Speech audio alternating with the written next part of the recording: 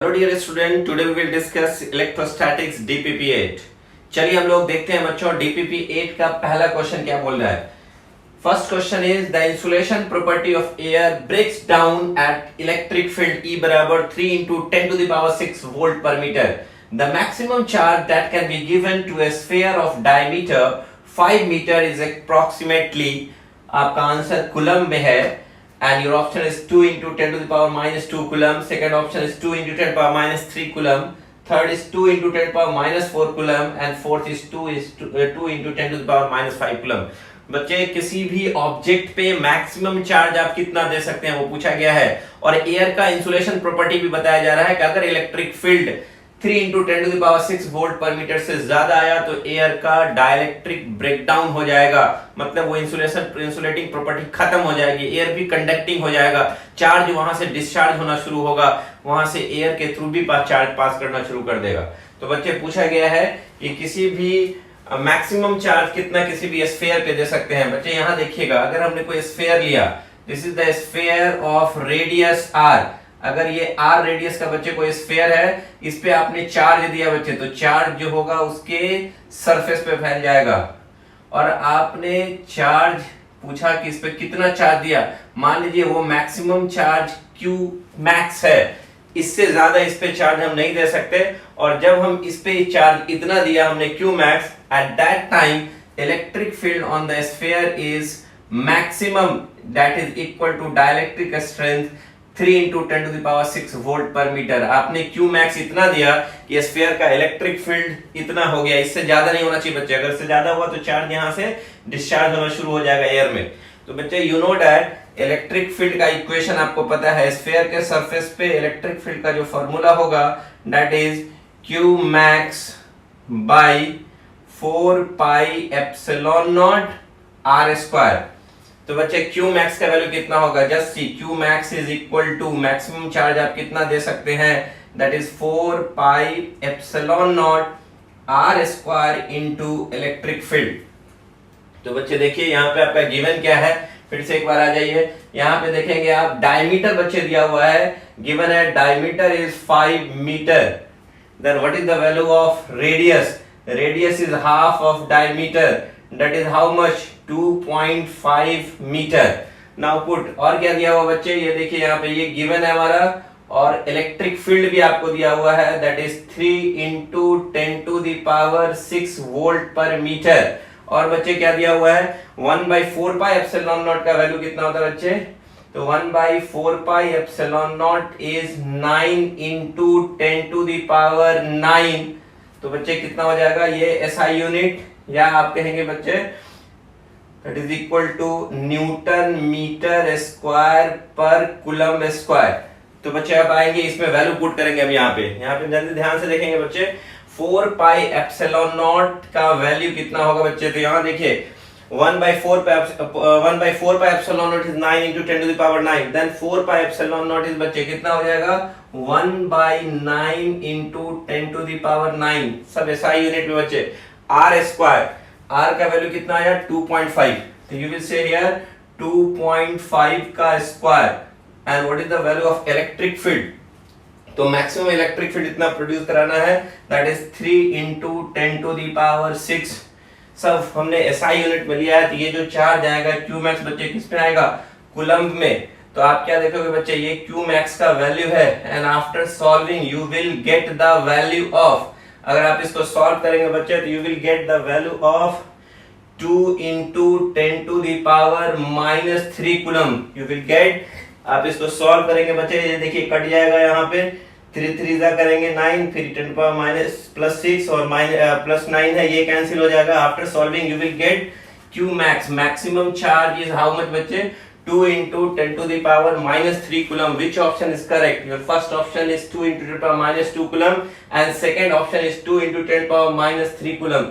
The correct answer for this question, बच्चे इसका मतलब ये हो गया कि इस स्फीयर पे मैक्सिमम चार्ज जब आप इतना देंगे, then इलेक्ट्रिक फील्ड इतना होगा, which is equal to the dielectric strength of air। अगर इससे ज्यादा चार्ज देंगे तो इससे ज्यादा इलेक्ट्रिक फील्ड हो जाएगा, और डाइलेक्ट्रिक जो प्रॉपर्टी है वो एयर का वो खत्म हो जाएगा।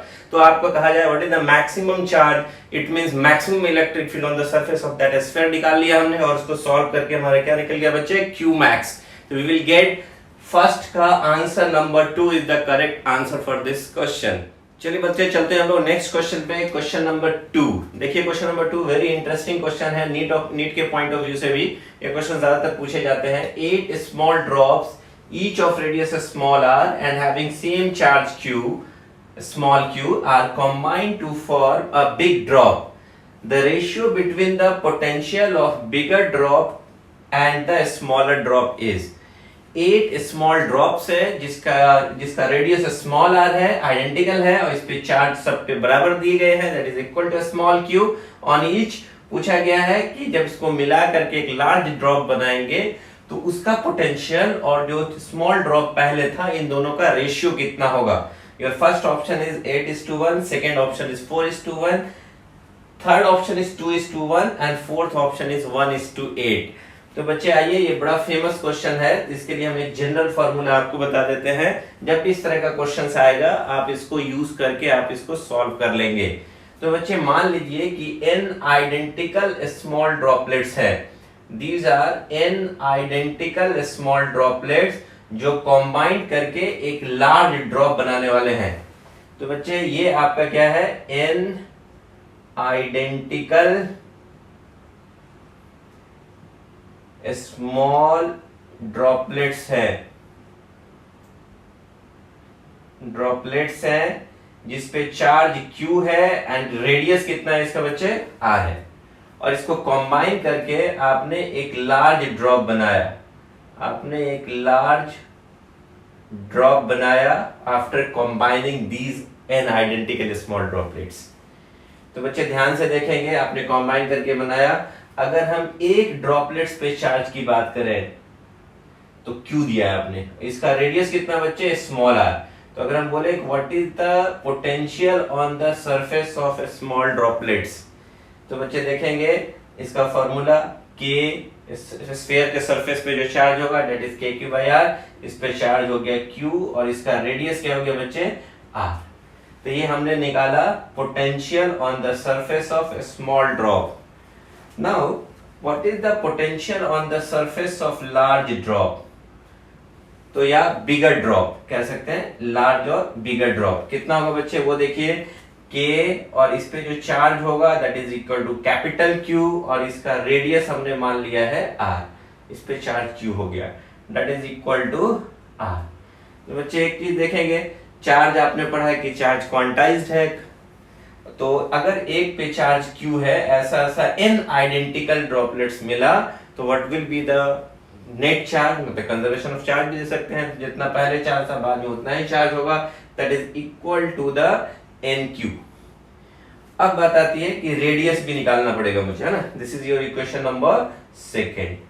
तो अगर हम रेडियस की बात करें कि दोनों में, एक में स्मॉल r है एक में कैपिटल R है, तो बच्चे स्मॉल ड्रॉप का जो वॉल्यूम होगा वो देखिए 4/3 पाई स्मॉल r क्यूब, ऐसा n ड्रॉपलेट्स मिलाएंगे बच्चे, छोटे वाले ड्रॉपलेट्स का देखिएगा वॉल्यूम, है ना, एक का वॉल्यूम हो गया 4/3 पाई r क्यूब, ऐसा n को मिलाएंगे तो एक बड़ा सा ड्रॉप बनेगा, उसका वॉल्यूम कितना हो जाएगा बच्चे, 4/3 पाई कैपिटल R क्यूब।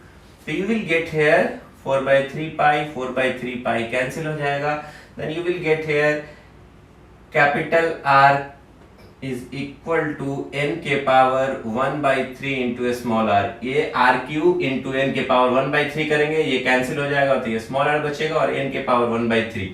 तो बच्चे अब ध्यान से देखेंगे, we have to find the ratio of potential on the bigger drop and a smaller drop. This is the potential on the surface of bigger drop and this is the potential on the surface of a smaller droplets. और हमने दोनों का equation 1 और 2 करके लिखा है। देखिएगा बच्चे, बिगर ड्रॉप का पोटेंशियल हमने लिखा था K capital Q by capital R और स्मॉलर ड्रॉपलेट्स का क्या लिखा था बच्चे, देखिएगा K small Q by small R, that is K small Q by small R।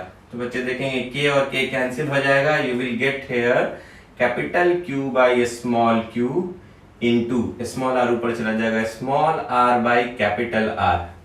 Now put their value. Potential on the surface of bigger drop by smaller drop का potential कितने आ जाएगा बच्चे?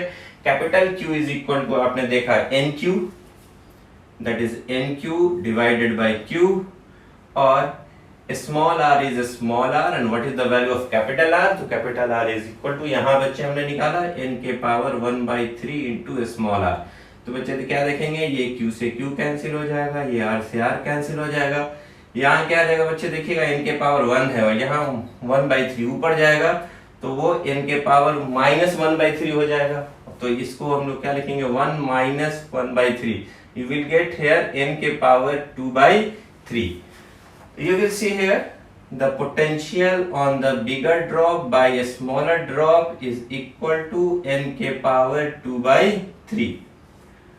और दूसरी बच्चे अगर आप यहाँ पे इधर से भी लिख सकते हैं कि बिगर ड्रॉप पे जो पोटेंशियल होगा वो n के power 2/3 times of the potential on the smaller droplets.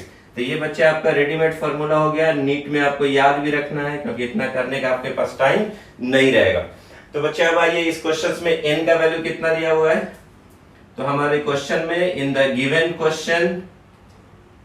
Given question हम लोगों के क्वेश्चन में क्या दिया हुआ है, हाउ मेनी ड्रॉपलेट्स, तो दिया हुआ है n इज इक्वल टू 8। क्या दिया हुआ बच्चे यहाँ पे देखिएगा 8 आइडेंटिकल स्मॉल ड्रॉपलेट्स। तो 8 को क्या लिख सकते हैं बच्चे, 2 के power 3, 2 to the 4 to the 8। तो यहाँ पे जब हम लिखेंगे बच्चे देखिए क्या होगा, v bigger by v smaller is n। n के जगह पे क्या लिखेंगे बच्चे 8, 8 को क्या लिखेंगे 2 के पावर 3 और उसके पावर कितना 2 के पावर 3 और इस पूरे होल पावर पे n के पावर कितना बच्चा देखिए 2/3। देन ये 3 बच्चे कैंसिल हो जाएगा, देन इट विल हियर 2 का स्क्वायर बचा, मतलब 2 का स्क्वायर क्या होगा बच्चे 4। Then you will see that is 4:1। तो आपका जो आंसर क्या होगा, potential on the larger sphere by potential on the smaller drop, ये आपका हो जाएगा 4:1। Which option is correct? तो बच्चे you can see it is option number 2 is the correct answer for this question. चलिए डियर स्टूडेंट चलते हैं हम नेक्स्ट क्वेश्चन पे, question number 3। Question number 3 just based on the question number 2।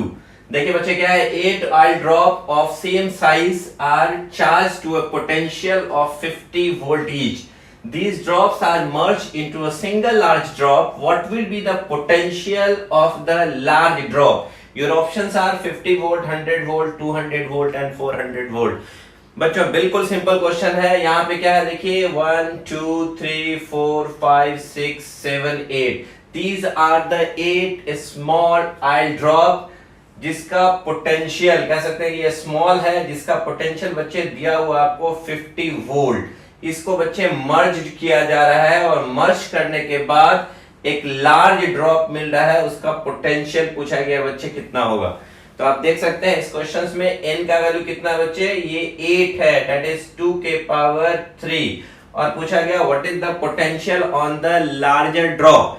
तो बच्चे हमने आपको अभी क्वेश्चन नंबर 2 में डिटेल एक्सप्लेन किया था और उसमें बताया था हमने कि what is the relation between the potential on the larger sphere, bigger sphere and small sphere. तो हमने देखा था bigger sphere that is larger sphere का potential divided by smaller sphere का पोटेंशियल का रेशियो बच्चे कितना आया था मुझे, n के पावर 2/3। हमने डिटेल कहां देखा था, क्वेश्चन नंबर 2 में। तो बच्चे यहाँ पे कितना हो जाएगा, potential on the larger surfaces n के power 2/3 times of potential on the smaller sphere I drop. तो बच्चे यहाँ पे n का वैल्यू कितना है, 8 है। 8 को आप लिखेंगे बच्चे कितना, 2 के पावर 3 और उसके पावर 2/3 और स्मॉलर ड्रॉप का पोटेंशियल कितना बच्चे दिया हुआ, that is 50 volt.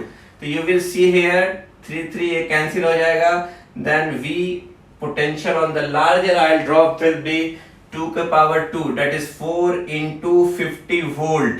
You will get the potential on the larger sphere is how much, that the larger oil drop is 200 volt. तो आप देख सकते हैं बच्चे which option is correct. So you will get option number here 3rd is the correct answer for this question. चलिए dear student, now move to the question number 4. A soap bubble is given a negative charge, then its radius, first option is decreases, second option is increases, third option is remains unchanged, And fourth option is nothing can be predicted as information is insufficient. बच्चे very easy question है, आपको ये पहले भी question हम बता चुके हैं कि किसी सोप बबल पे अगर चार्ज दिया गया तो उसका रेडियस क्या होगा। बच्चे आपको पता है कि soap bubble will behaves like a conducting sphere. तो बच्चे जो सोप बबल है that will behaves like a conducting sphere, और जैसे ही कंडक्टिंग हॉलो स्फीयर, और जैसे ही बच्चे इस पे हम चार्ज देंगे, whether you will give the positive charge और नेगेटिव चार्ज, जैसे ही आप इस पे चार्ज देंगे that charge will be reside on the surface. जैसे ये चार्ज डालेंगे ये चार्ज कहाँ चला जाएगा बच्चे, सरफेस पे चला जाएगा, और ये जैसे ही सरफेस पे जाएगा तो हर चार्ज का जो छोटा छोटा दिखा रहा है minus minus, they will repel each other, एक दूसरे को रिपेल करेगा, और रिपेल करने की वजह से अकॉर्डिंग टू कूलम्ब्स लॉ, तो ये जब रिपेल करेगा तो रिपेल करने की वजह से ओवरऑल अगर आप बात करेंगे the size of the sphere will increase. तो पहले जो रेडियस r था now it will change to r dash. तो आप क्या देख रहे हैं बच्चे, आप अगर नेगेटिव चार्ज डालेंगे तब भी ये नेगेटिव रिपेल करेगा, अगर यहाँ पे पॉजिटिव चार्ज डालते हैं तो प्लस प्लस भी एक दूसरे को क्या करता है बच्चे, रिपेल करता है। रिपेल करने की वजह से size of the sphere will increase. तो बच्चे आप क्या देखेंगे कि इस क्वेश्चन में पूछा गया कि रेडियस क्या होगा, then radius of this sphere will increase. तो बच्चे आपसे दूसरा क्वेश्चन इस तरह से भी नीट में पूछा जा सकता था कि अगर आप कोई स्फीयर ले ले, उस पे सोप बबल ले ले, उस पे आपने नेगेटिव चार्ज डाल दिया, तो आपसे पूछ सकता था कि डालने के बाद what should be the excess pressure inside the soap bubble, वो बढ़ेगा कि घटेगा। तो बच्चे आपने पढ़ रखा है, एडिशनल इंफॉर्मेशन मैं आपको बता रहा हूँ बच्चे, तो आपने पढ़ रखा है 11th में कि एक्सेस प्रेशर जो होता है दैट इज सोप बबल के केस में 40/R, where T is the surface tension of soap solution and R is the radius। तो as you know that अगर आपका रेडियस इंक्रीज करेगा जब हम चार्ज डालेंगे सोप बबल पे, तो एक्सेस प्रेशर जो होगा बच्चे वो क्या होगा, एक्सेस प्रेशर विल डिक्रीजेज। तो अगर आपसे ये क्वेश्चंस भी अगर आ जाए थोड़ा सा एडवांस में कि एक्सेस प्रेशर क्या होगा, तो आप क्या बोलोगे बच्चे, excess pressure will decrease on charging the soap bubble, whether giving the positive charge or negative charge, because their radius increases। चलिए dear student, now move to the next question, question number 5। Two small sphere A and B of radius 4 cm and 6 cm are given a charge of 80 microcoulomb and 40 microcoulomb respectively। If they are connected by a fine wire, the amount of charge flowing from one to other is। बच्चे आपसे question में है कि दो small sphere है A और B, एक का रेडियस है 4 सेंटीमीटर, दूसरे का रेडियस है 6 सेंटीमीटर। आपको जो यहाँ पे बच्चे क्या निकालना है वो देखिएगा, एक स्फीयर है ये जिसका रेडियस है 4 centimetre, let it be R1 and R1 is equal to 4 centimetre, और इस पे जो चार्ज दिया गया बच्चे that is Q1 that is equal to 80 microcoulomb. और यहाँ पे एक दूसरा स्फीयर है बच्चे, इस स्फीयर का रेडियस R2 है and that R2 is given here how much, this is equal to 6 centimetre, और इस पे जो चार्ज दिया गया बच्चे वो कितना दिया गया, Q2 is equal to 40 microcoulomb. और इन दोनों के बीच में एक फाइन वायर है, इसमें हमने एक स्विच लगा दिया, और इस की को, ये आपका स्फीयर A है और ये स्फीयर आपका B है। जैसे ही हम इस की को ऑन करेंगे, जैसे ही हम इस फाइन वायर को जोड़ेंगे, तो आपसे पूछा गया है कि चार्ज का फ्लो होगा, किससे किसमें फ्लो होगा चार्ज, वो पूछा गया है कि बताना है आपको। तो बच्चे आइए हम इसके लिए एक जनरल फार्मूला डिराइव कर लेते हैं ताकि आपको इस तरह के क्वेश्चन सॉल्व करने में आसानी होगी। तो चलिए हम इस पार्ट पे चलते हैं बच्चे। हमने देखा अभी दो स्मॉल स्फीयर है, एक का रेडियस है R1, दूसरे का रेडियस है R2, और इस पे चार्ज है Q1, इस पे चार्ज है Q2। तो बच्चे इसका पोटेंशियल जो होगा अभी that is equal to K Q1/R1, और इसका पोटेंशियल जो होगा बच्चे V2 is equal to K Q2/R2। जैसे ही हम इन दोनों के बीच में कंडक्टिंग वायर जोड़ दें तो चार्ज का फ्लो होगा। मान लीजिए चार्ज Q0 चार्ज इधर से इधर चला गया, तो जैसे ही बच्चे वो चला जाएगा चार्ज, इससे Q0 चार्ज निकल के इस पे चला गया, मान लीजिए V1 हायर पोटेंशियल पे था और V2 लोअर पोटेंशियल पे था। तो बच्चे अगर अभी वाला जो केस बताया हमने उसमें क्या था, अभी कोई कनेक्शन नहीं था, जिसका पोटेंशियल V1 था, इसका पोटेंशियल V2 था। जैसे ही हमने इस की को अभी ओपन रखा है, जैसे ही हम इसको क्लोज करेंगे, तो जैसे ही आप की को क्लोज करेंगे बच्चे, आपको क्या मिलने वाला है वो देखिए। इससे जो R1 रेडियस वाला है और ये R2 रेडियस वाला है, इस पे चार्ज Q1 था आपका और इस पे चार्ज Q2 था। अब इससे Q0 चार्ज मान लीजिए चला गया 1 से 2 में, स्फीयर A से B में मान लीजिए चला गया Q0 चार्ज। तो ये हायर पोटेंशियल पे था, ये लोअर पोटेंशियल पे था। चार्ज का फ्लो तब तक होता रहेगा जब तक कि दोनों का पोटेंशियल सेम ना हो जाए। अब मान लीजिए पोटेंशियल सेम हो गया, तो इसमें चार्ज कितना बचा, इससे Q0 इस पे चला गया, तो now this charge will be Q1 minus Q0 on the surface of A, और surface of B पे जो चार्ज होगा that is Q2 plus Q0। और अब आप कर सकते हैं कि पहले वाले का जो पोटेंशियल है V1 dash that is equal to how much K, इस पे चार्ज हो गया Q1 minus Q0 by R1, और इसका पोटेंशियल जो बच्चे हो गया वो V2 डैश बराबर K Q2 plus Q0 by R2। क्योंकि अब पोटेंशियल सेम हो गया, क्योंकि चार्ज इससे इस पे चला गया, तब तक जाएगा जब तक कि दोनों का पोटेंशियल सेम ना हो जाए। तो now V1 dash is equal to V2 dash. तो बच्चे आपको क्या मिलेगा वो देखिए, that K Q1 minus Q0 by R1 बराबर, यहाँ क्या मिलेगा देखिए बच्चे, K Q2 plus Q0 by R2। तो देखिए यहाँ बच्चों K से K कैंसिल हो जाएगा और फिर क्रॉस मल्टीप्लाई कर दीजिएगा Q1 माइनस Q0 से R2 को और Q2 प्लस Q0 को R1 से, और बच्चे Q0 वाले को एक साइड ले जाएंगे और Q1 Q2 वाले को एक साइड ले जाएंगे, देन वी गेट। तो यहाँ पे हम सॉल्व करेंगे बच्चे, तो आफ्टर सॉल्विंग, जब हम इसको सॉल्व करेंगे, आफ्टर सॉल्विंग वी गेट, हम लोगों को क्या मिलने वाला वो देखिएगा। Q0 का वैल्यू जो आएगा बच्चे वो देखिए Q1 R2 minus Q2 R1 divided by R1 plus R2। तो जब आप ऊपर का इक्वेशन सॉल्व कीजिएगा तो you will get the value of this one. अगर ये Q0 का वैल्यू पॉजिटिव आया, इट मींस आप 1 से 2 पे जा रहे हैं। अगर यहाँ पे Q0 नेगेटिव आ गया इस फार्मूला के सॉल्व करने पे, इसका मतलब आप B से कहां जा रहे हैं, A से जा रहे हैं। तो चलिए बच्चे हम लोग इसको सॉल्व करते हैं इसी पे जो हमारा जो क्वेश्चन है। तो हमारे क्वेश्चन के हिसाब से अगर हमने इसको कनेक्ट किया और Q0 अमाउंट ऑफ चार्ज अगर चला गया A से B पे, तो ध्यान से देखिएगा इस Q0 का फार्मूला क्या हो जाएगा बच्चे, Q1 R2 minus Q2 R1 divided by R1 plus R2। This is the general formula, याद रखना है नीट के लिए, क्योंकि इतना डिराइव तो करेंगे नहीं आप। तो बच्चे देखेंगे Q1 का वैल्यू कितना है यहाँ पे 80 माइक्रोकूलम और इनटू R2 करेंगे बच्चे यहाँ पे 6 हो जाएगा, फिर माइनस Q2 इज 40 और पहले वाले का रेडियस कितना है बच्चे 4 divided by 4 centimetre plus 6 centimetre आपका हो जाएगा ये 10 सेंटीमीटर, ऊपर में भी है और नीचे में भी है, कैंसिल हो जाएगा। तो आपको ये जो बचेगा वो माइक्रोकूलम में, तो कितना हो जाएंगे बच्चे वो देखिएगा, Q0 इज इक्वल टू 8 छक्के 48 480 माइनस 4 चौका 16 160 divided by 10। So you will get here this will be 320 by 10, that is how much, this is equal to 32 microcoulomb.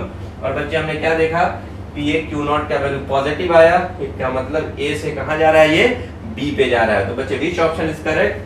You can see this is the option number 4 जो बता रहा है क्या कि 32 microcoulomb कहां से जाएगा, A से B पे जाएगा। तो बच्चे हमने क्या सीखा इस क्वेश्चन से कि दो स्फीयर है अलग अलग रेडियस का R1 और R2 का, एक पे चार्ज Q1 दिया है, दूसरे पे चार्ज Q2 दिया। अगर दोनों चार्ज को अगर हमने एक वायर से जोड़ दिया तो क्या मिलेगा, चार्ज जो एक बॉडी से दूसरे बॉडी पे जाएगा वो तब तक जाएगा जब तक कि दोनों का पोटेंशियल सेम ना हो जाए। तो वो चार्ज Q0 मान लीजिए एक बॉडी से दूसरे बॉडी पे गया, तो उसका मैग्नीट्यूड कैसे निकालेंगे, that is Q1 R2 minus Q2 R1 divided by R1 plus R2। अगर ये पॉजिटिव है इसका मतलब 1 से 2 पे जा रहा है, अगर ये सॉल्व करने के बाद नेगेटिव आया इसका मतलब 2 से 1 पे जाएगा। तो बच्चे हमने इस क्वेश्चन में देखा कि चार्ज यहाँ पे जो A से B लिया था तो इसमें हमने देखा पॉजिटिव आया, it means charge moving from 32 microcoulomb moving from A to B। Then we will go to the next question.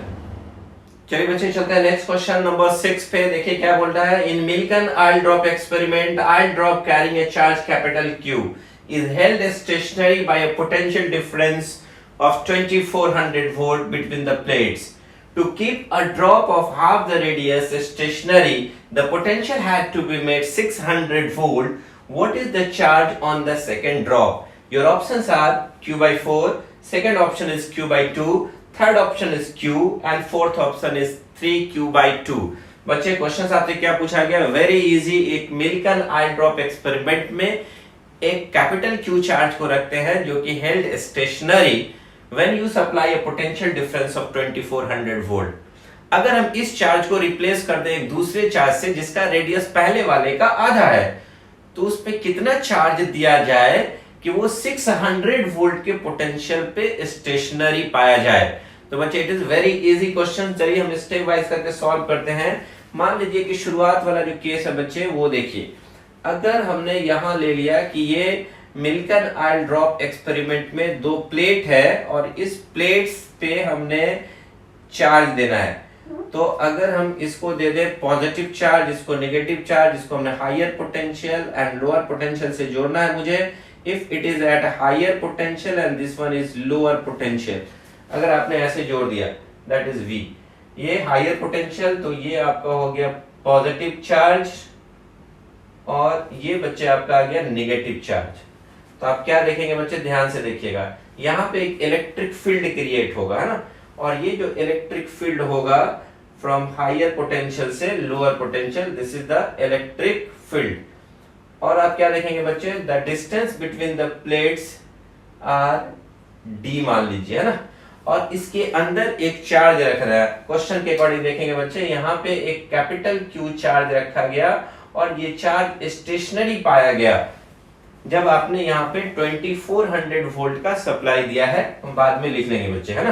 तो आप क्या देखेंगे, इस चार्ज पे कौन कौन सा फोर्स लगेगा। तो एक तो इसके वेट के चलते लगेगा that is equal to mg, और दूसरा इलेक्ट्रिक फील्ड के कारण चार्ज पे फोर्स लगेगा that is equal to, that force is equal to capital Q into E, जो कि ऊपर की तरफ लगेगा and this is the force due to gravity.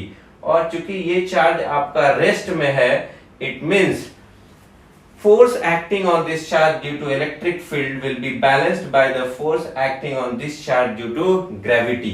तो आप देखेंगे क्योंकि आपका जो चार्ज है वो स्टेशनरी है, तो कह सकते हैं कि एट इक्विलिब्रियम कंडीशन, आप क्या देख रहे हो पहले वाले कंडीशन में, एट इक्विलिब्रियम कंडीशन इस पे जो फोर्स लगेगा उसका magnitude that is Q into E will be equal to the force due to gravity that is equal to mg। और बच्चे क्या देखेंगे यहाँ पे कि इलेक्ट्रिक फील्ड जो होगा वो कह सकते हैं आप potential difference between the plate divided by distance of the plates के बराबर होगा, then you will get here that is equal to mg। तो ये हो गया आपका इक्वेशन नंबर 1। अब बच्चे आपसे क्वेश्चंस क्या पूछा गया, यहाँ पे इस चार्ज पार्टिकल का मास भी क्या है, m है। अब आपसे क्वेश्चन में पूछा गया कि इस चार्ज को रिप्लेस कर देंगे अनदर पार्टिकल से जिसका रेडियस इसके रेडियस का आधा होगा।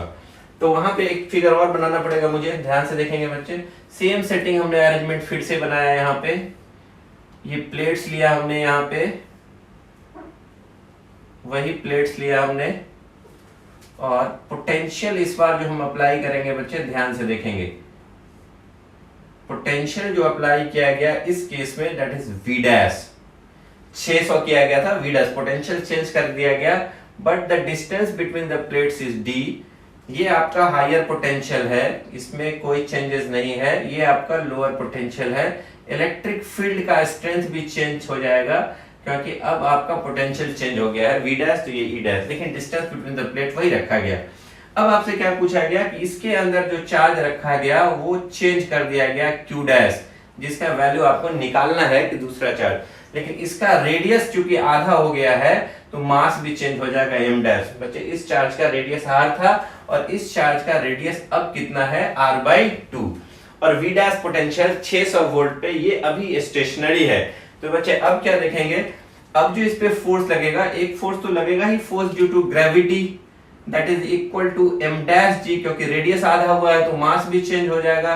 This is the force due to gravity. और इलेक्ट्रोस्टैटिक फोर्स जो होगा, जो पॉजिटिव चार्ज पे फोर्स इलेक्ट्रिक फील्ड के डायरेक्शन में लगता है, तो फोर्स यहाँ F डैश हो जाएगा, that is equal to Q dash into E dash. तो बच्चे आप क्या देखेंगे कि ये चार्ज अगेन क्या है, यहाँ पे एट रेस्ट है, मतलब at equilibrium condition. At equilibrium condition बच्चे आपको क्या मिलेगा, नेट फोर्स उस पे 0 मिलेगा। तो ऊपर लगने वाला force Q dash E dash is equal to m dash g। तो बच्चे हम क्या देखेंगे यहाँ पे, Q dash is Q dash, और इलेक्ट्रिक फील्ड जो होगा that is equal to V dash by D is equal to m dash g। That is equation number 2। When you compare, क्योंकि आपको ये Q डैश का वैल्यू निकालना है, when you compare equation 1 and 2, तो लिखेंगे आप यहाँ पे फ्रॉम इक्वेशन, अगर आप इक्वेशन 2 डिवाइडेड बाई 1 करते हैं तो क्या मिलेगा, that is Q dash V dash by D divided by equation 1, that is Q V by D, और यहाँ क्या मिलेगा बच्चे, M dash G by M G।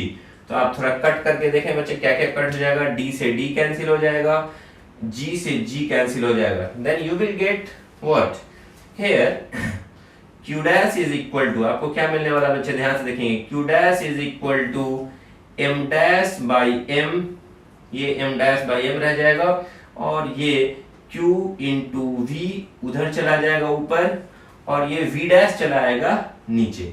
तो बच्चे इस इक्वेशन पे आपको ध्यान से देख करके बैठा देना है। तो आपको एक चीज और ध्यान में रखनी है कि अगर रेडियस हाफ करते हैं तो मास पे क्या इफेक्ट पड़ेगा, है ना। तो बच्चे ये आपका जो इक्वेशन आ गया, हम इस पे थोड़ी देर पे लौटेंगे। तो मास में क्या इफेक्ट पड़ेगा अगर उसकी बात करें, है ना।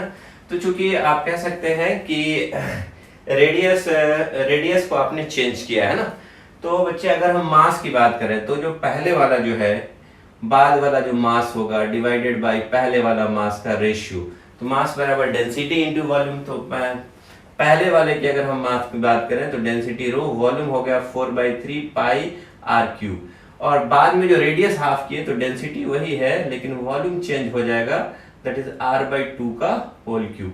तो यहाँ से आपका रो 4/3 पाई कट जाएगा बच्चे, और यहाँ पे आपको ये वैल्यू आ जाएगा m dash by m is equal to 1:8।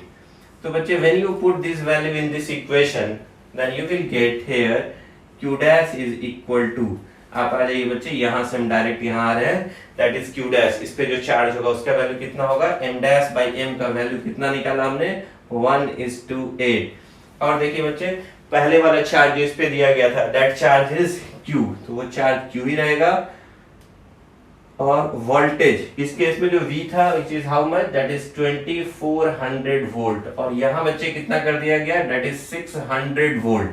तो आपका कितना हो जाएगा, यहाँ पे ध्यान से देखेंगे, 2400 डिवाइडेड बाई 600, तो आप करेंगे 600 4 करेंगे, that is 24 and 4 2s are 8, then you will get here q dash is equal to q/2। तो बच्चे आपको क्या मिला यहाँ पे देखने पे कि अगर आपने रेडियस आधा कर दिया, मिल्टन ऑयल ड्रॉप एक्सपेरिमेंट में अगर आपने ऑयल ड्रॉप का रेडियस आधा कर दिया और पोटेंशियल भी आपने चेंज किया है, दैट 2400 से आपने 600 वोल्ट कर दिया, तो कितना चार्ज लिया जाए, तो q डैश जो है वो पहले वाले चार्ज का आधा मैग्नीट्यूड का होगा, तब जाकर के वो स्टेशनरी होगा।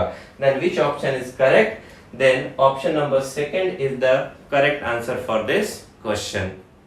चलिए dear student, next question is question number 7। इसमें दिया हुआ दो कंडक्टिंग स्फीयर है जिसका radius r1 is equal to 4 centimetre, इस पे चार्ज दिया गया q1 is equal to 18 into 10⁻⁸ statcoulomb, और दूसरा स्फीयर है जो कंडक्टिंग स्फीयर है जिसका रेडियस r2 बराबर 2 सेंटीमीटर, और इस पे चार्ज दिया गया आपको 9 इंटू 10⁻⁸ स्टैट कूलम। और क्वेश्चन में है कि when they are put in electrostatic contact the charge will, जैसे ही हम इसको इलेक्ट्रोस्टैटिक कांटेक्ट में लाएं, चाहे वो टच करा दें चाहे किसी वायर से कनेक्ट कर दें, तो चार्ज का क्या होगा। पहला ऑप्शन है not flow at all, second is flow from A to B, third option is flow from B to A, and fourth में है डिसअपीयर। तो बच्चे हम देखेंगे कि दो कंडक्टिंग स्फीयर है और चार्ज है, दोनों को मुझे कांटेक्ट में लाना है, और पूछा गया है कि चार्ज जो है वो कहां से कहां फ्लो करेगा। तो बच्चे आपको बता दें, हम कंडीशंस की अगर हम बात करें कि what is the condition for the flow of charge. तो हम यहाँ पे लिखते हैं condition for flow of charge. Charge के एक बॉडी से दूसरे बॉडी पे फ्लो करने का कंडीशन क्या होगा। तो बच्चे देयर मस्ट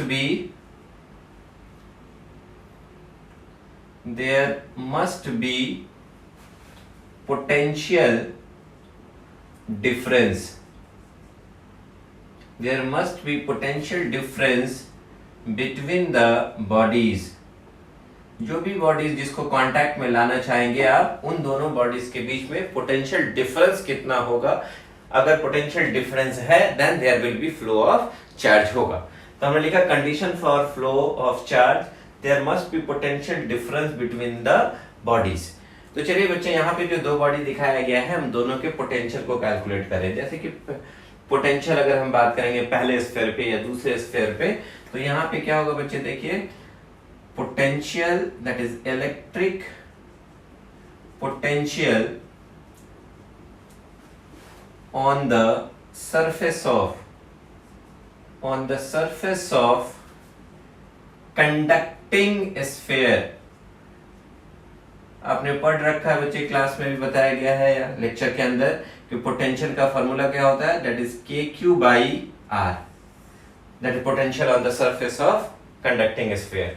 तो चलिए बच्चे, हम A का पोटेंशियल लिखते हैं। A पे पोटेंशियल कितना होगा, तो देखिए आप पहले वाले पे जो पोटेंशियल होगा बच्चे, उसका फॉर्मूला हो जाएगा KQ1 by R1।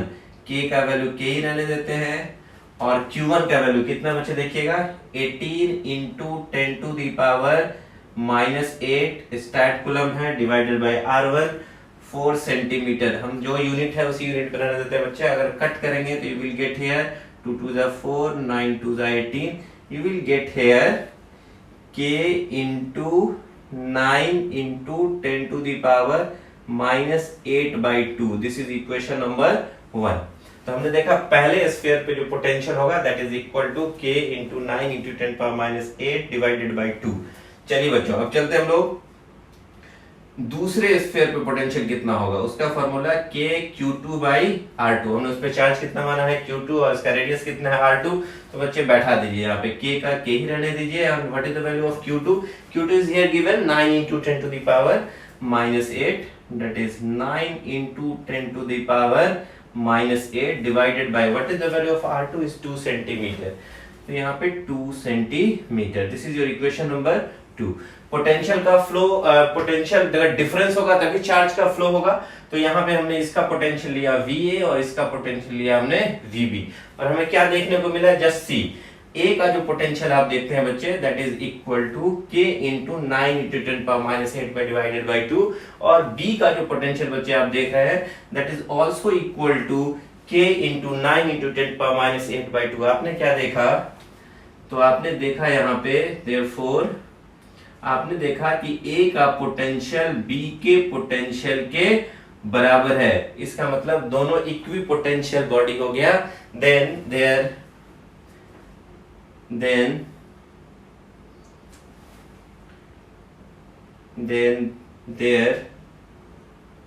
Will be no flow of charge. आप क्या देखेंगे बच्चे, किसी भी तरह के चार्ज का फ्लो नहीं होगा, क्योंकि वो इक्वी पोटेंशियल वाले बॉडीज हो गए। तो which option is correct, that not flow of charge at all, मतलब नॉट फ्लो एट ऑल। आप चार्ज का फ्लो आप देखेंगे किसी भी बॉडी से न 1 से 2 पे जाएगा, न 2 से 1 पे जाएगा। रीजन क्या देंगे कि दोनों इक्वी पोटेंशियल निकल गया। अगर बच्चे पोटेंशियल डिफरेंस होता तब ये चार्ज फ्लो कर सकता है।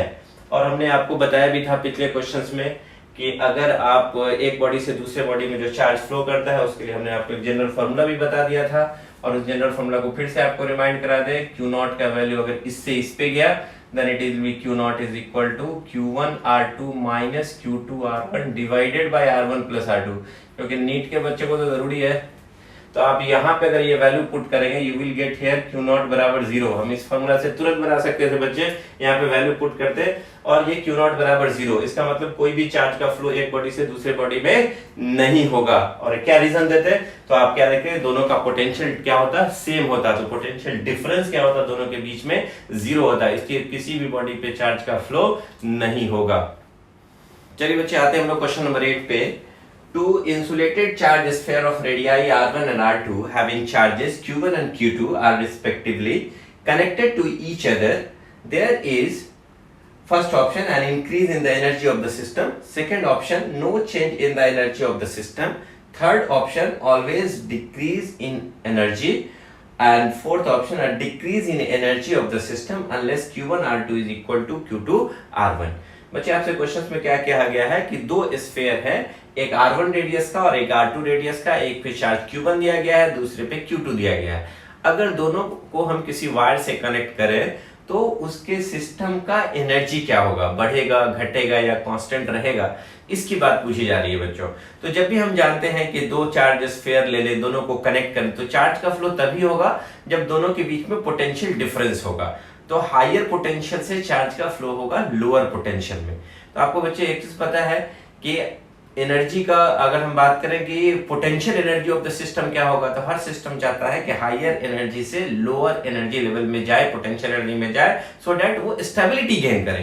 तो अगर कोई बॉडी हायर पोटेंशियल पे है, दूसरा लोअर पोटेंशियल पे है, अगर शुरू में higher potential energy of the system है, जैसे हम वायर से जोड़ेंगे तो हायर पोटेंशियल से लोअर पोटेंशियल में चार्ज का फ्लो करेगा। इट मीन सिस्टम का एनर्जी क्या हो रहा है बच्चे, डिक्रीज हो रहा है। तो हम यहाँ पे आपको दिखाते हैं बच्चे। हमने अभी क्वेश्चन नंबर 4 में आपको एक चीज बताया था कि सेम क्वेश्चन इसी तरह का था कि मान लीजिए अगर कोई स्फीयर है जिसका रेडियस है r1, इस पे चार्ज आपको दिया गया q1, एक दूसरा स्फीयर है जिसका रेडियस है आपका r2 और इस पे चार्ज दिया गया बच्चे कितने, q2। तो चार्ज का फ्लो अगर होगा जब ये इसका पोटेंशियल v1 है और इसका पोटेंशियल बच्चे v2 है, अगर हमने इसके वायर से कनेक्ट कर दिया, अगर इन दोनों के बीच में पोटेंशियल डिफरेंस है, अगर मान लीजिए v1 is greater than v2 है, तो चार्ज का फ्लो होगा फ्रॉम हायर पोटेंशियल से लोअर पोटेंशियल। हमने इसको मान कितना लिया, q0। इसका मतलब शुरुआत में जो पोटेंशियल एनर्जी जो होगा दोनों स्फीयर का वो ज्यादा होगा। तो अब ये चार्ज जब रीडिस्ट्रीब्यूट करेगा, जब दोनों का पोटेंशियल सेम हो जाए, तब उसका ओवरऑल पोटेंशियल एनर्जी क्या होगा, सिस्टम का डिक्रीज करेगा। तो बच्चे हमने आपको क्या बोला था, अगर आपको प्रीवियस क्वेश्चन नंबर 4 में हमने दिखाया था कि चार्ज तब तक फ्लो करेगा जब तक कि दोनों का पोटेंशियल सेम ना हो जाए, मतलब v1 dash is equal to v2 dash ना हो जाए। तो हमने बोला था बच्चे उस केस में ये जो स्फीयर होगा r1 रेडियस वाला और ये जो स्फीयर है r2 रेडियस वाला, अगर आपने यहाँ पे अभी इसको खोल के रखा है, डिस्कनेक्टेड है, जैसे ही आपने कनेक्ट किया तो अब इसका पोटेंशियल v1 डैश हो गया, इसका पोटेंशियल v2 डैश हो गया और चार्ज फ्लो कर गया q0। इस q0 के लिए हमने आपको एक इक्वेशन बताया था बच्चे, क्या बताया था ये याद रखिएगा, वो आपको बताया था हमने, that is q1 r2 minus q2 r1 divided by r1 plus r2। तो हमने बोला अभी एक फैक्ट बच्चे कि हर सिस्टम क्या चाहता है कि हायर एनर्जी से लोअर एनर्जी में जाए, लोअर पोटेंशियल एनर्जी अगर सिस्टम करेगा दैट विल बी स्टेबल। तो आप देख रहे हैं यहाँ पे कि शुरुआत में मान लीजिए अगर हायर पोटेंशियल है, ये लोअर पोटेंशियल है, जैसे कनेक्ट करेंगे चार्ज का फ्लो करेगा। तो ये बताइए चार्ज का फ्लो होगा तो इसका मतलब चार्ज का रिडिस्ट्रीब्यूशन होगा, तो रिडिस्ट्रीब्यूशन में जो वर्क करना पड़ेगा जिससे overall energy of the system क्या होगा, डिक्रीज होगा। ये कब तक फ्लो करेगा या चार्ज कब फ्लो करेगा, तो आपको बताना पड़ेगा बच्चे कि अगर दोनों के बीच में पोटेंशियल डिफरेंस हो, या कह दें कि पोटेंशियल डिफरेंस अगर दोनों के बीच का अगर 0 हो जाए तो चार्ज का फ्लो नहीं करेगा। चार्ज का फ्लो अगर नहीं किया तो if q0 is equal to 0 हो जाए, इसका मतलब कोई चार्ज का फ्लो नहीं हुआ, इसका मतलब ये हो गया कि v1 is equal to v2। इसका मतलब सिस्टम में अगर कोई चार्ज का फ्लो नहीं हो रहा है तो पोटेंशियल एनर्जी पहले जितना था उतना ही बाद में रहेगा। लेकिन अगर ये हमने कंडीशन बताया q0 इज इक्वल टू, अगर q0 0 रहे, चार्ज का फ्लो नहीं हो, इसका मतलब दोनों का पोटेंशियल क्या रहेगा बच्चे, सेम रहेगा। इसका मतलब पोटेंशियल एनर्जी भी सेम रहेगा। उस कंडीशन में आपका क्या हो जाएगा, देखिएगा q1 r2 minus q2 r1 is equal to, अगर 0 हो जाए इसका मतलब q1 r2 is equal to Q2R1। तो बच्चे ये कंडीशन जो है Q1R2 is equal to Q2R1, अगर ऐसा कंडीशन हो गया, इसका मतलब Q0 का वैल्यू 0 है, इसका मतलब चार्ज एक ऑब्जेक्ट से दूसरे ऑब्जेक्ट पे, एक स्फीयर से दूसरे स्फीयर पे नहीं जा रहा है, इसका मतलब सिस्टम के पोटेंशियल एनर्जी में कोई चेंजेस नहीं होंगे। अगर ऐसा कंडीशन नहीं है, अनलेस वाली कंडीशन है, इसका मतलब यह होगा कि चार्ज का फ्लो होगा फ्रॉम हायर पोटेंशियल से लोअर पोटेंशियल पे। तो चार्ज का जो ये तब तक होगा जब तक कि दोनों का पोटेंशियल सेम ना हो जाए, इसका मतलब रीडिस्ट्रीब्यूशन ऑफ चार्ज करने में उसको वर्क करना पड़ेगा, और ये वर्क के लिए ये कहां से लेगा, तो सिस्टम के एनर्जी को यूज करेगा, तो overall potential energy of the system will decrease. तो आप देखें कि जब तक ये Q0 ये कंडीशन ना आ जाए तब तक चार्ज का फ्लो होगा और तब तक पोटेंशियल एनर्जी सिस्टम का एनर्जी डिक्रीज करेगा। तो आप बच्चे फोर्थ ऑप्शन देखिए क्या बोल रहा है, a decrease in energy of the system, system का एनर्जी डिक्रीज करेगा कब तक, unless Q1R2 is equal to Q2R1, मतलब सिस्टम का एनर्जी तब तक डिक्रीज करेगा जब तक कि ये कंडीशन ना आ जाए। अगर ये कंडीशन आ जा रहा है तो चार्ज का फ्लो बंद हो गया, उस कंडीशन में आप कह सकते हैं कि सिस्टम का एनर्जी, फिर उसके बाद अगर चार्ज का फ्लो ही नहीं हुआ तो एनर्जी आपका कांस्टेंट रहेगा। तो आप देखते हैं ऑलवेज डिक्रीज इन एनर्जी, तो ऑलवेज डिक्रीज इन एनर्जी नहीं होगा बच्चे, क्यों नहीं होगा, क्योंकि अगर Q0 0 हो गया, मतलब दोनों का पोटेंशियल अगर सेम था, तो चार्ज का फ्लो ही नहीं किया, तो पोटेंशियल एनर्जी दोनों का सिस्टम का चेंज ही नहीं करेगा, तो वहां पे तो कांस्टेंट रहेगा ये, but always decrease in the energy, तो ये ऑप्शन गलत हो जाएगा। फिर सेकंड ऑप्शन में no change in the energy of the system, बच्चे मैंने बताया आपको सिस्टम का एनर्जी डिक्रीज करेगा कब तक, जब तक कि Q1R2 is equal to Q2R1 ना हो जाए, तो ये ऑप्शन पे आपका गलत हो जाएगा बच्चे, है ना। फर्स्ट ऑप्शन में क्या है, an increase in the energy of the system, आप देख रहे हैं बच्चे सिस्टम का एनर्जी डिक्रीज करेगा, ये इंक्रीज नहीं करेगा। तो आप देखेंगे कि what is the best option, तो बेस्ट ऑप्शन नंबर 4 जो बोल रहा है कि decrease in energy of the system unless Q1R2 is equal to Q2R1। चलिए बच्चे चलते हैं हम लोग क्वेश्चन नंबर 9 पे। क्वेश्चन नंबर 9 में क्या है, eight the centre of charge ring, किसी चार्ज रिंग के सेंटर पे क्या होगा, your first option is electric field is equal to 0, electric potential is also equal to 0. Second option is electric field is maximum and potential is equal to 0. And third option is electric field is maximum and also potential is maximum. And option number 4, electric field is 0 and potential is maximum. तो चलिए बच्चे हम आपको दिखाते हैं, आपने क्या इसमें दिया गया है कि एक यूनिफॉर्मली चार्ज रिंग है और इस रिंग के वजह से electric field and electric potential क्या होगा इसके सेंटर पे। तो बच्चे आप ध्यान से देखेंगे, ये हमने लिया, this is the x axis, ये सेंटर है, इसका रेडियस मान लीजिए दिस इज r, और इस पे जो चार्ज दिया गया वो q। तो ये यूनिफॉर्मली डिस्ट्रीब्यूटेड है इस रिंग के सेंटर पे, और इलेक्ट्रिक फील्ड और इलेक्ट्रिक पोटेंशियल बताना है। तो बच्चे मान लीजिए कि यहां से ये डिस्टेंस अभी x है, और यहां पे जो इलेक्ट्रिक ये P पॉइंट है, इस P पॉइंट पे जो इलेक्ट्रिक फील्ड का जो फॉर्मूला होगा आपको डिराइव करके बताया गया है, that electric field at this point P will be equal to KQX by R square plus X square के power 3/2, and what is the potential at this point, that is equal to KQ divided by R square plus X square के power 1/2। तो बच्चे ये general point पे uniformly charge ring के द्वारा electric field और electric potential का equation हमने लिखा। आपसे पूछा गया है एट द सेंटर, तो बच्चे एट द सेंटर पूछा गया है, centre, eight the centre of the ring, eight the centre of the ring, ring के सेंटर पे क्या होगा। तो बच्चा ये सेंटर पे क्या देखेंगे आप, ये जो x का वैल्यू है वो क्या हो जाएगा आपका 0 हो जाएगा।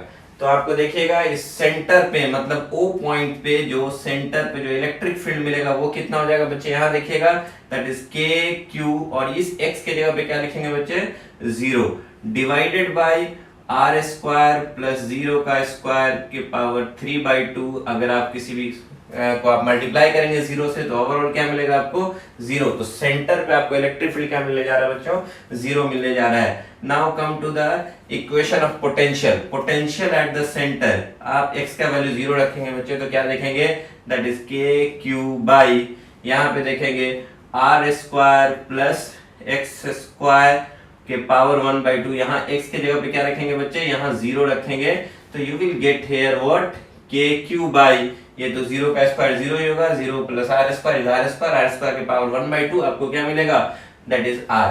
तो सेंटर पे आपको पोटेंशियल क्या मिलेगा बच्चे, kq बाई r। अब थोड़ा सा ध्यान से देखिएगा, इलेक्ट्रिक फील्ड तो 0 हो गया बच्चे, पोटेंशियल की बात करें, अगर x का वैल्यू, यहाँ पे x का वैल्यू जैसे जैसे बढ़ेगा पोटेंशियल घटेगा। सेंटर पे आप देख रहे हैं कि x का वैल्यू 0 है, इसका मतलब ये kq बाई r जो होगा दैट विल बी मैक्सिमम। तो आप देख सकते हैं कि पोटेंशियल जो होगा that will be maximum at the centre and electric field at the centre will be 0। Then which option is correct? तो आप देख सकते हैं बच्चे, आपका जो ऑप्शन नंबर 4 है, electric field is 0 and potential is maximum. Then you will see here in this question, at the center of uniformly charged ring, electric field will be 0 and potential will be maximum। और आपको मैं बता दूं कि electric field maximum कब होगा, तो जब आप इसको डिफरेंशिएट करते हैं तब जाकर के आपको एक मैक्सिमम का कंडीशन मिलता है, और उस कंडीशन में x का वैल्यू होता था प्लस माइनस r/√2। तो आपको ये भी याद रखना है, ऐसे क्वेश्चंस आपको नीट में पूछे जाते हैं। चलिए बच्चों नेक्स्ट क्वेश्चन पे चलते हैं। Next question number 10, a small sphere is charged to a potential of 50 volt and a big hollow sphere is charged to a potential of 100 volt. Electricity will flow from a smaller sphere to bigger one when? Number first option is the smaller one is placed inside the bigger one and connected by a wire. Second option is bigger one is placed by the side of the smaller one and connected by the wire. And the third option is both are correct and the fourth option is both are wrong. बच्चे it is very interesting question. एक small sphere है जिसका potential है 50 volt, और एक large बिगर sphere hollow sphere है जिसका potential है 100 वोल्ट, और एक वायर से हम दोनों स्फीयर को कनेक्ट करेंगे। पूछा गया है कि इलेक्ट्रिसिटी मतलब चार्ज का फ्लो किधर से किधर होगा, स्मॉलर से बिगर में होगा या बिगर से स्मॉलर में होगा, ये चीजें पूछी गई है बच्चे। तो जैसा कि आपको पता है कि चार्ज का जो फ्लो होता है from higher potential to lower potential, but आपको ये दोनों मिलाकर के एक सिस्टम बनाया गया, और सिस्टम में आपको देखना है कि कहां से कहां फ्लो करेगा। तो बच्चे आइए, अगर हम ऐसा लेते हैं, यहाँ पे ध्यान से देखेंगे कि पहला ऑप्शन में था smaller one is placed inside the bigger one, तो यहाँ पे हमने एक बिगर स्फीयर लिया, हॉलो स्फीयर, ये स्मॉल स्फीयर है जिसका रेडियस r1, इस पे चार्ज है q1, ये वाला जो बड़ा वाला स्फीयर है उसका रेडियस r2, इस पे चार्ज है q2। तो बच्चे हमने ये लिया है ना, दोनों स्फीयर पे, एक छोटे वाले स्फीयर पे चार्ज q1, इसका रेडियस r1, बड़ा वाला जो हॉलो स्फीयर है, इस हॉलो स्फीयर पे जो चार्ज है that is equal to what, that is equal to q2। और एक वायर से आपको कनेक्ट करना है बच्चे, है ना। तो जैसे ही आप एक वायर यहाँ पे ले लें, एक वायर बना दे, इस वायर को कनेक्ट करना है अंदर वाले से बाहर वाले की तरफ। ये 1 है अंदर वाला, और बाहर वाला स्फीयर है आपका 2 नंबर। और यहाँ पे जैसे ही आप कनेक्ट करेंगे तो क्या निकलने वाला वो देखिए बच्चे।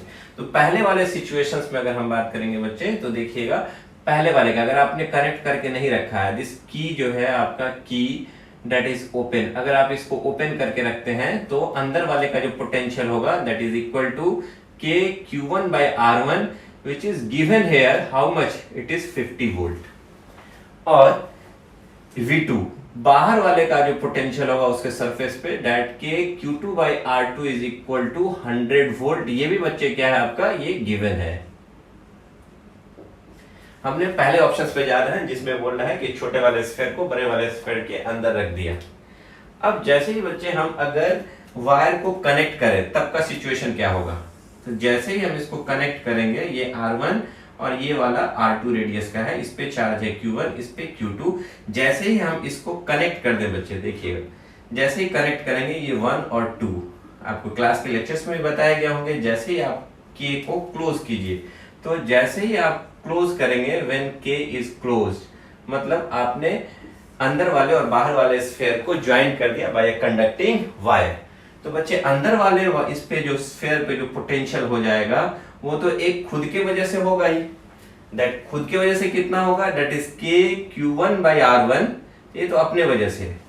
और ये बाहर वाला जो स्फीयर है उस पे जो चार्ज है उसके वजह से इसके अंदर वाले के सरफेस पे जो पोटेंशियल होगा, तो आपको पता है कि अगर अंदर वाले को हटा दीजिए, सिर्फ बाहर वाले होलो स्फीयर पे चार्ज अपने Q2 दे दिया है, तो बाहर वाले के अपने सरफेस पे जो होगा दैट इज Kq2/R2, वो उतना ही उसके सेंटर तक होगा। तो किसी होलो स्फीयर के अंदर का पोटेंशियल उसके सरफेस के पोटेंशियल के बराबर होता है। तो इस स्फीयर की वजह से जो इसके सरफेस पे पोटेंशियल होगा वो होगा Kq2/R2। तो बच्चे यहाँ पे अगर आप वैल्यू पुट करके देखेंगे, ये 50 वोल्ट और ये यहाँ देखिए 50 वोल्ट और ये 100 वोल्ट, दोनों अगर हम मिला दें बच्चे तो कितना आ जाएगा देखिएगा, दैट इज Kq1/R1 ये 50 वोल्ट और ये 50 वोल्ट और वो आपका मिल करके 100 वोल्ट। तो आप क्या देखेंगे बच्चे, अंदर वाले पे जो पोटेंशियल आया that is the inside sphere पे जो आपका पोटेंशियल आया वो कितना आ गया, आप देखिएगा that is equal to 150 volt. अब आइए बच्चे, अब हम देखना चाहते हैं कि बाहर वाले पे पोटेंशियल कितना हो जाएगा। ये V1 डैश कर दें अंदर वाले पे पोटेंशियल की क्लोज करने के बाद। अब बाहर वाले पे जो पोटेंशियल हो जाएगा आफ्टर क्लोजिंग दिस सर्किट, आपने दोनों को कनेक्ट करने के बाद, तब देखिए क्या होगा बच्चे। तो बाहर वाले पे जो पोटेंशियल होगा इसके खुद की वजह से कितना होगा, बाहर वाले स्फीयर पे खुद की वजह से 2.2 पोटेंशियल निकालना है, तो हो जाएगा Kq2/R2 जितना इसके अपने सरफेस पे है। और अंदर वाले स्फीयर के वजह से यहाँ पे कितना होगा, दैट इज Kq1 अंदर वाले स्फीयर का बाहरी पॉइंट है तो आपको पता है Kq/R, और ये R यहाँ से यहाँ तक का कितना होगा, that is equal to R2। तो बच्चे आपको क्या मिलेगा, यहाँ ध्यान से देखिएगा, V2 डैश बराबर ये वाला जो है Kq2/R2 जो दिया हुआ है कितना 100 वोल्ट, और बच्चे आपको ये वाला जो वैल्यू मिलेगा यहाँ देखिएगा Kq1 इसके वजह से जो अब यहाँ आएगा तो डिस्टेंस जो कि R1 नहीं होकर के R2 हो गया। तो अब बच्चे यहाँ देखेंगे Kq1/R1 का वैल्यू 50 वोल्ट था और यहाँ पे आ रहा है R2 जो है वो R1 से बड़ा है, इसका मतलब ये वैल्यू जो होगा वो लेस देन 50 होगा। तो जब आप इन दोनों को जोड़ेंगे बच्चे तो आपको क्या मिलेगा, V2 dash is less than 150 volt. तो आप क्या देखेंगे कि अंदर वाले स्फीयर पे जो पोटेंशियल है वो आपका V1 dash, that V1 dash is equal to 150 volt. अंदर वाले पे पोटेंशियल आपका कितना आ गया, V1 dash is equal to 150 volt, और बाहर वाले पे जो पोटेंशियल आपने देखा V2 dash is equal to कितना, that is less than 150 volt. तो बच्चे ये बताइए, जब आप वायर को कनेक्ट करेंगे अंदर वाला हायर पोटेंशियल पे हो गया और ये वाला लोअर पोटेंशियल पे हो गया, तो जैसे ही आप वायर को कनेक्ट करेंगे बच्चे तो चार्ज का फ्लो होगा फ्रॉम हायर पोटेंशियल से लोअर पोटेंशियल। तो आप क्या देखेंगे, अंदर वाले स्फीयर से जो हायर पोटेंशियल पे है वो चला जाएगा लोअर पोटेंशियल बाहर वाले पे। तो आप अगर देखेंगे यहाँ पे कि अंदर वाले स्फीयर से बाहर वाले स्फीयर पे चार्ज का फ्लो हुआ, लेकिन इंडिविजुअली अगर हम बात करेंगे तो अंदर वाले स्फीयर का पोटेंशियल कितना था 50 वोल्ट और बाहर वाले का कितना था, दैट इज 100 वोल्ट। तो यहाँ पे आप देखेंगे पहला option, the smaller one is placed inside the bigger one and connected by the wire. तो चार्ज का फ्लो होगा क्योंकि अंदर में स्मॉलर वाले को रखेंगे, बाहर में बिगर वाले को रखेंगे, तो net potential on the inner sphere will be greater than the net potential on the outer sphere, जिसकी वजह से चार्ज का फ्लो होगा फ्रॉम हायर पोटेंशियल से लोअर पोटेंशियल। तो आप क्या देखेंगे यहाँ पे, आपका फर्स्ट ऑप्शन करेक्ट हो जाएगा। सेकंड ऑप्शन में क्या था बच्चे, यहाँ पे देखिए bigger one is placed side by side. अगर आप ये साइड ले लें, ये आपका बिगर वाला 100 वोल्ट पे है और ये आपका 50 वोल्ट पे, अगर आप वायर को जोड़ेंगे तो यहाँ पे जो चार्ज का फ्लो हो जाएगा वो तो हायर पोटेंशियल से लोअर जाएगा, तो बिगर से स्मॉलर पे चला जाएगा। जब से आपसे पूछा क्या गया, फ्लो करना है स्मॉलर स्फीयर से बिगर वन में जाना, तो ये तभी पॉसिबल है जब स्मॉलर वाले को अंदर रखेंगे और बिगर वाले को बाहर रखेंगे, so that net potential on the inner will be greater than the net potential on the outer sphere. Thus your correct answer for this question is option number first. चलिए now dear student, move to the question number 11. The adjacent diagram shows a charge plus Q held on an insulating support S and enclosed by a hollow spherical conductor. O represents the center of a spherical conductor and P is a point such that OP is equal to X and SP is equal to R. The electric field at a point P will be. Your options are, first option is Q by 4 pi epsilon naught X square, second option is Q divided by 4 pi epsilon naught R square, third option is 0 and fourth option is none of the above. बच्चे आपसे क्या पूछा गया है, यहाँ पे ध्यान से देखेंगे कि एक हॉलो स्फेरिकल कंडक्टर है जिसका सेंटर O है और इसके अंदर एक पॉइंट लिया गया है S, जिसपे charge plus Q on insulating support, इसके इंसुलेटिंग सपोर्ट से S पॉइंट पे एक प्लस Q चार्ज को रखा गया है, और एक बाहरी एक पॉइंट है P, जो कि S से P की दूरी स्मॉल r है और सेंटर से O से P की दूरी x है। पूछा गया है कि what is the electric field at a point P, P point पे इलेक्ट्रिक फील्ड क्या होगा। तो बच्चे अगर P पॉइंट पे इलेक्ट्रिक फील्ड निकालना है तो अकॉर्डिंग टू गॉसेस लॉ, अगर आपको इलेक्ट्रिक फील्ड निकालना है तो that charge should be enclosed. तो अगर हम ये पॉइंट ले लें और यहाँ पे गॉसियन सरफेस ड्रॉ कर दे, this is the Gaussian surface. अगर हम ये ले लें Gaussian surface, this is the Gaussian surface, और अप्लाई कर दें गॉसेस लॉ, तो बच्चे हम क्या देखेंगे यहाँ पे, ध्यान से देखिएगा। According to Gauss's law, according to Gauss's law, the net electric flux through the Gaussian surface, the net electric flux through the Gaussian surface, that is whole integration of E dot ds should be equal to what? Net charge enclosed by the surface divided by epsilon naught. So what is the charge enclosed? This is the enclosed charge, that is the Gaussian surface के अंदर में जो charge है बच्चे वो, तो बोलिएगा यहाँ पे जो इलेक्ट्रिक फील्ड निकालेंगे बच्चों यहाँ पे P पॉइंट पे, तो इलेक्ट्रिक फील्ड और ds का इंटीग्रेशन करेंगे, दोनों के बीच का एंगल अगर 0 डिग्री ले ले, इलेक्ट्रिक फील्ड इसके वजह से अगर बाहर देख ले, एरिया वेक्टर ले ले ds, और इलेक्ट्रिक फील्ड भी बाहर की तरफ देख ले बच्चे, तो यहाँ पे E dot ds cos 0 degree, ये कितने चार्ज को इनक्लोज किया बच्चे, that encloses the charge plus Q which is inside the hollow sphere, that is Q upon epsilon naught. So what we will get here, E and ds, जो ये जो surface है, तो यहाँ से सरफेस देखेंगे बच्चे, तो ये जो गॉसियन सरफेस होगा, उस गॉसियन सरफेस का जो रेडियस होगा that is equal to the x, that is 0 से लेकर के आपका हो जाएगा एरिया ऑफ hollow sphere, जो Gaussian surface is 4 pi x square. You will see here ds का इंटीग्रेशन लेंगे, s होगा, और 4x स्क्वायर माइनस 0 करेंगे, you will get 4 pi x square is equal to q by epsilon naught. This implies that what is the value of electric field at this point P, उस P point पे निकालना है बच्चे हमें electric field, then electric field at this point P will be q upon, यहाँ से देखिएगा चला जाएगा 4 pi epsilon naught x square. तो बच्चे आप देखेंगे व्हाट इज द आंसर, तो आप देखेंगे कि एक हॉलो स्फीयर के अंदर सेंटर से हट के एक चार्ज को रखा गया प्लस Q, बाहरी कोई पॉइंट P है, तो वहां पे जो इलेक्ट्रिक फील्ड होगा that is equal to Q upon 4 pi epsilon naught x square. Then which option is correct, you will see here option number first is the correct answer for this question. चलिए dear student, चलते हैं हम लोग question number 12 पे।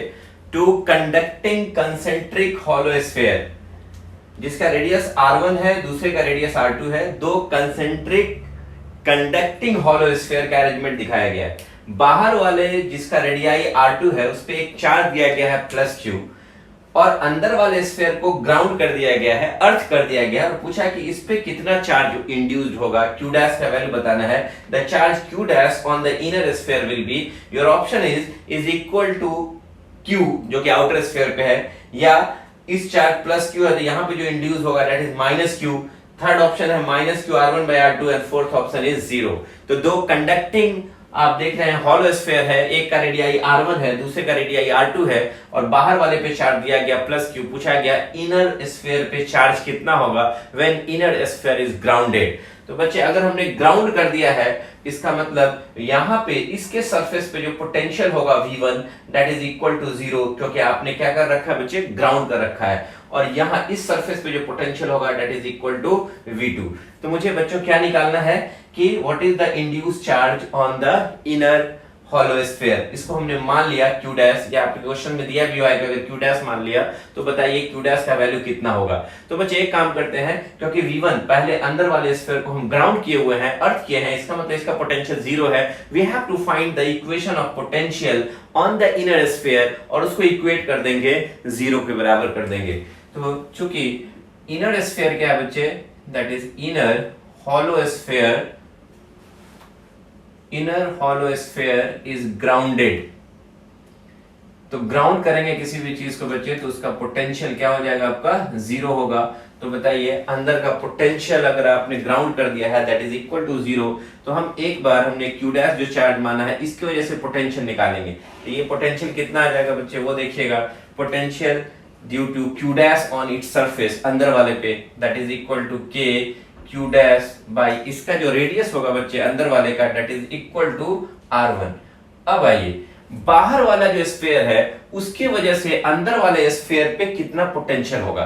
तो बच्चे आपने पढ़ा है कंडक्टिंग सॉलिड स्फीयर के केस में जो भी चार्ज हम ऊपर में देंगे तो उसके सरफेस पे जितना पोटेंशियल होता था इनसाइड पॉइंट पे सेम उतना ही पोटेंशियल होता है। इसका मतलब ये हुआ बच्चे कि इस चार्ज की वजह से जितना पोटेंशियल इसके अपने सरफेस पे होगा उतना ही पोटेंशियल इसके अंदर किसी भी पॉइंट पे होगा। इसका मतलब अगर हम इस पॉइंट पे निकाल रहे हैं पोटेंशियल अंदर वाले पे, तो वो बाहर वाले के पोटेंशियल, बाहर वाले चार्ज के द्वारा जो पोटेंशियल उसके अपने सरफेस पे जितना होगा उतना ही अंदर वाले सरफेस पे भी होगा, अंदर वाले पॉइंट्स पे भी होगा। इसका मतलब यहाँ का पोटेंशियल इसके पोटेंशियल के बराबर होगा और दोनों का नेट समेशन करेंगे तो क्या मिलेगा बच्चे, जीरो मिलेगा। तो हमने क्या किया, एक बार पोटेंशियल निकाला due to Q dash on its own surface, और दूसरा पोटेंशियल निकाला हमने जो कि बाहर वाले स्फीयर पे चार्ज दिए हैं उसकी वजह से हमने यहाँ पे पोटेंशियल निकाला, और दोनों को क्या कर देंगे, जोड़ करके जीरो कर देंगे, क्योंकि इनर हॉलो स्फीयर इस क्या किया गया बच्चे, this is the symbol of earth, आपने अर्थ करके रखा है। तो क्या मिलेगा आपको वहां पे देखिए के क्यू डैश बाई R1, इसको लेके उधर जाइए बच्चे, प्लस है तो माइनस हो जाएगा, that is K Q by R2। तो बच्चे आप देखेंगे कि के से के कैंसिल हो जाएगा, तो you will get what is the value of Q dash, that Q dash is equal to minus Q यहां रहेगा और R1 ऊपर चला जाएगा, then R1 by R2। You will get here the charge induced on the inner sphere will be equal to how much, minus q R1 by R2। Which option is correct?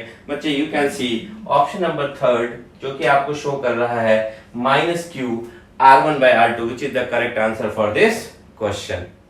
चलिए बच्चे आते हैं हम लोग question number 13 पे। Now see the charge given to any conductor resides on its outer surface because किसी भी conductor पे हम चार्ज देते हैं तो उसके आउटर सरफेस पे क्यों रहता है। Your option is the free charge tends to be in its minimum potential energy state. Second option is the free charge tends to be in its maximum kinetic energy state. And third option is the free charge tends to be in its maximum potential energy state. And the fourth option is the free charge tends to be in its maximum kinetic energy state. तो बच्चे मैं आपको बता दूं यहाँ पे कि आपसे पूछा गया कि किसी कंडक्टर पे चार्ज दीजिए तो उसके आउटर सरफेस पे रहेगा। तो इलेक्ट्रोस्टैटिक एनर्जी की बात करें सॉलिड ऑब्जेक्ट की with a specified shape and total charge is minimum when it is spread over the surface of the conductor like any other free dynamic system। तो आप कह सकते हैं the charge on the conductor will be seek the configuration that minimizes the potential energy। तो बच्चे आपको ये कह दें, हम यहाँ पे बता दें फिर से आपको कि किसी electrostatic energy of solid object की अगर हम बात करते हैं यहाँ पे, और चाहे वो किसी भी शेप का हो या किसी भी या उसके अंदर कितना टोटल चार्ज है, उन सब की अगर बात करें तो वो मिनिमम होगा when it is spread over the surface of the conductor, जब सरफेस कंडक्टर के सरफेस पे पूरा फैल जाएगा, just like the free dynamic system की तरह कह सकते हैं। तो इसके केस में, कंडक्टर के केस में आप जैसे ही चार्ज को देंगे तो वो ऐसा कॉन्फ़िगरेशन को सीक कर लेगा so that the potential energy of the system will be minimum। So the answer for this question is the free charge tends to be in its minimum potential energy state। तो आप कह सकते हैं बच्चे कि the first option is the correct answer for this question। तो आपको मैं यहाँ पे लिख के भी बता देता हूँ, the electrostatic energy of solid object with a specified shape and total charge is minimum when they spread they spread over the surface like free dynamic system. The charge on conductor will seek configuration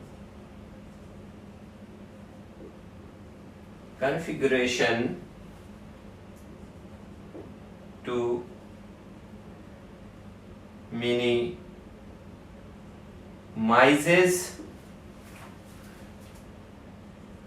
its potential energy.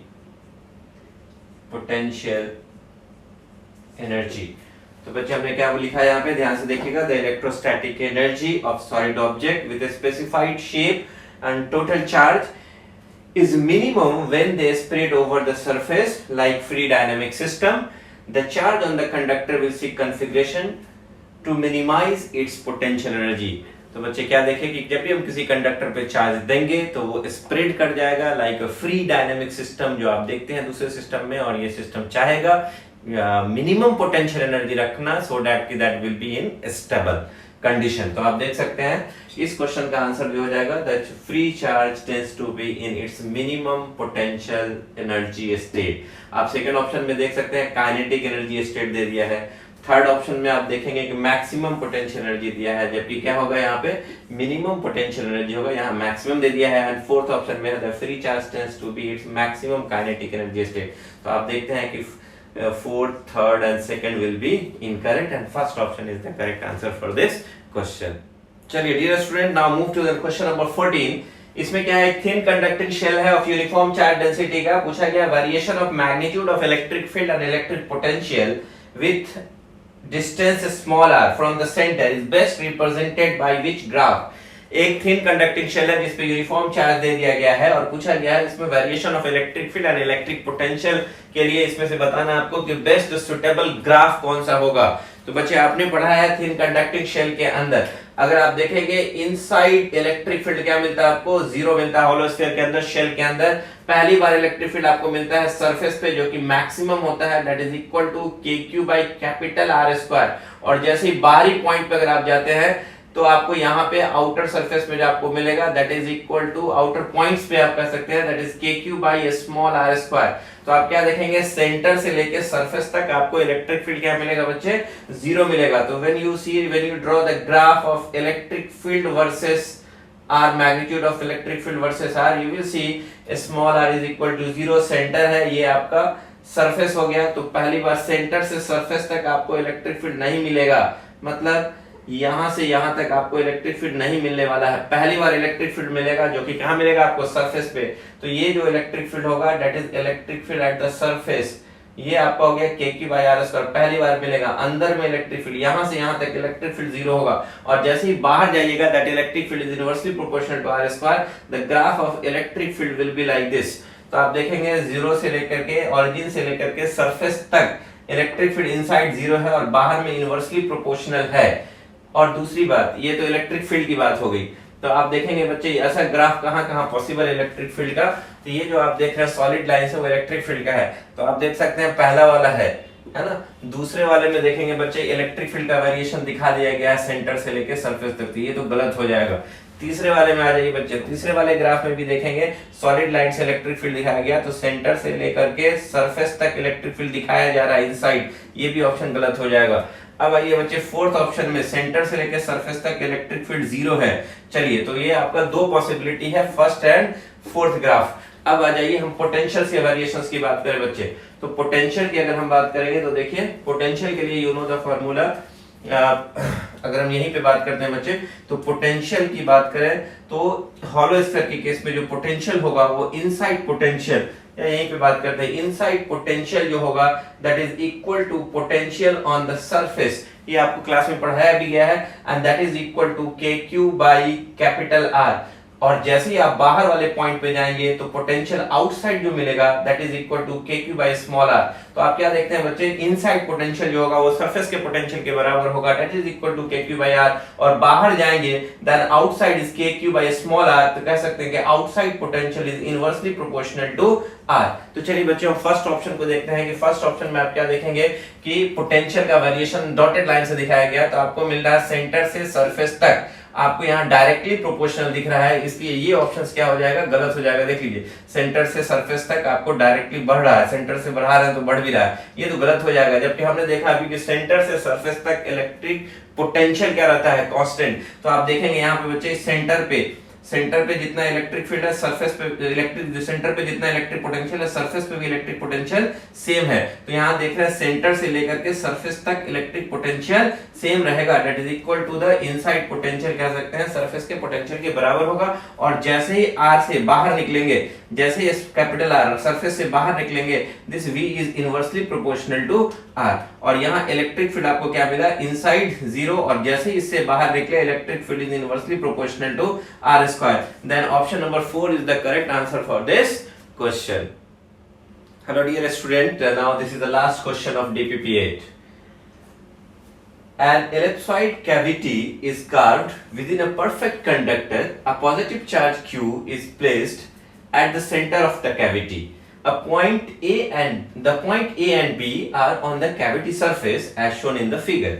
ये एक ellipsoid है, इसके अंदर से एक cavity को निकाला गया, एक कैविटी है और इसके सेंटर पे एक चार्ज क्यू रखा गया और 2 पॉइंट लिया गया कैविटी के सरफेस पे ए और बी। और आपसे पूछा गया कि इलेक्ट्रिक फील्ड स्टेटमेंट है, 4 स्टेटमेंट है, आपको बताना है कौन सा स्टेटमेंट करेक्ट है। पहला स्टेटमेंट आपका electric field near the A in the cavity is equal to the electric field near B point in the cavity. Second option is the charge density at A and B is equal, A का charge density B के charge density के बराबर होगा। And third option is potential at A is equal to potential at B. And the fourth option is total electric flux through the surface of the cavity is Q upon epsilon naught। और आपको बताना which statement is correct। पहला है A and C, दूसरा है B and C, तीसरा है C and D और चौथा है A and B are the correct statement। तो बच्चे ये 4 स्टेटमेंट को आपको देखना है। तो चलिए हम लोग लास्ट स्टेटमेंट से चलते हैं। आप देखते हैं ये वाला, the total electric flux through the surface of the cavity is Q upon epsilon naught। तो बच्चे अगर हम चौथा स्टेटमेंट ही पहले उठाते हैं, फोर्थ स्टेटमेंट देखें, तो ये जो कैविटी है that will behaves like a Gaussian surface. अगर हम इसको गॉसियन सरफेस मान लें तो इस गॉसियन सरफेस के थ्रू नेट इलेक्ट्रिक फ्लक्स क्या होगा। तो यू नो दैट बच्चे कि इलेक्ट्रिक फ्लक्स में जो गॉसियन सरफेस जो लेते हैं हम लोग गॉसियस लॉ के अंदर, वो गॉसियन सरफेस का शेप कोई जरूरी नहीं है कि एक पर्टिकुलर शेप में हो, किसी भी शेप का हो सकता है। तो अगर ये कैविटी एक गॉसियन सरफेस है तो ये किसी भी शेप का हो, इसने चार्ज इनक्लोज्ड किया है कितना, Q। तो इसके थ्रू जो फ्लक्स होगा that is according to Gauss's law the net electric flux whatever the shape and size of the Gaussian surface that is equal to charge enclosed by the Gaussian surface that is Q divided by epsilon naught। तो बच्चे आप पाते हैं कि इस cavity के through जो इस चार्ज की वजह से जो नेट इलेक्ट्रिक फ्लक्स होगा that is equal to Q upon epsilon naught। you will get option number, ये जो स्टेटमेंट नंबर डी जो है वो अपने आप में एक करेक्ट स्टेटमेंट है। तो आपका डी तो करेक्ट हो गया बच्चे। अब आइए हम आते हैं सी वाले पे। सी वाले पॉइंट में क्या है कि potential at A is equal to potential at B.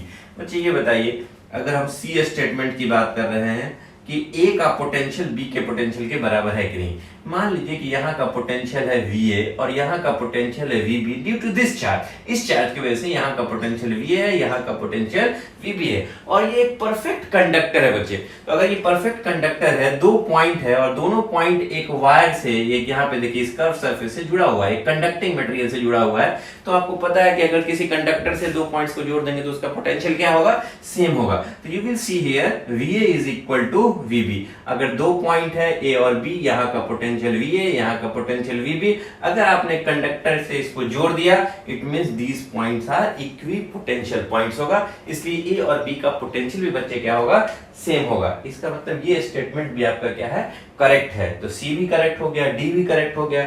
अगर सी और डी का देखेंगे बच्चे तो एक ही ऑप्शन आपके पास, ये थर्ड नंबर। लेकिन और भी अगर हम बात करें, charge density of A is equal to charge density of B, तो आप देखेंगे बच्चे ये जो आपका बी ऑप्शन है, इसमें अगर हम बात करें that surface charge density is inversely proportional to R square, तो आप देखेंगे कि यहां से यहां की दूरी और इसकी दूरी अलग अलग है, इसलिए सरफेस चार्ज डेंसिटी जो होगा इन दोनों पॉइंट का बराबर नहीं होगा।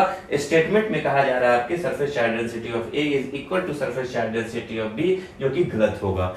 आ जाइए फर्स्ट ऑप्शन, फर्स्ट स्टेटमेंट में, electric field near A in the cavity is equal to electric field at the point B in the cavity।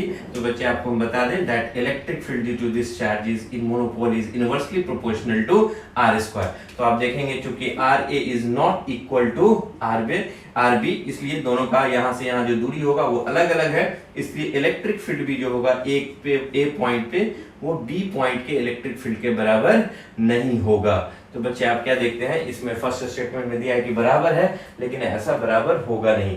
तो आप क्या देखेंगे बच्चे, इस क्वेश्चन में आप देखेंगे कि आपका सी और D statements are the correct, thus your answer is third option is the correct answer for this question. तो होप करते हैं कि आपने एंजॉय किया, आपने चीजों को समझा और आप इसी तरह से क्वेश्चंस को सॉल्व करेंगे और नीट को क्रैक करेंगे। हम लोगों की एक अच्छी शुभकामनाएं आपके साथ है and hope for the best. Now we will discuss in the next lecture DPP 9, which is related to the capacitor. Thank you very much.